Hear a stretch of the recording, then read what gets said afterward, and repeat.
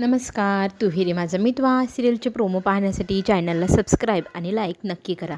आज आपण पाहणार आहोत पादुका गायब झाल्यानंतर अर्णवची आजी कोसळते खाली आणि तिला फार टेन्शन आलेलं असतं. गुरुजींचा फोनही येतो की ते अभिषेकासाठी येत आहे आणि त्यांच्यासमोर पादुका जर नसल्या तर किती मोठा अनर्थ होईल, आपल्या घराण्याला श्राप लागू शकतो ह्या गोष्टीमुळे. ह्या गोष्टीचं टेन्शन इथे अर्णवच्या आजीला आलेलं असतं. पण अर्णव म्हणतो, आजी तू काळजी करू नको, मी पादुका आणि पादुका चोरणारा व्यक्ती दोघांनाही तुझ्यासमोर आणून उभं करेल.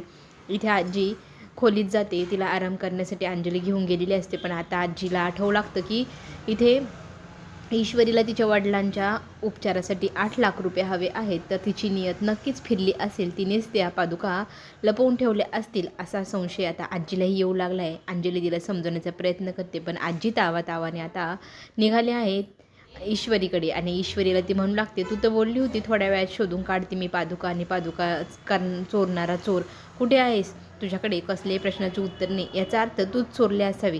आता ईश्वरी म्हणते, सगळं घर खालीवर करून झालं पण एकच गोष्ट हलवलेली नाही आपण, ते म्हणजे हा चौरंग. मला आता हा चौरंग हलवून बघावंच लागेल इथे पादुका आहे की नाही.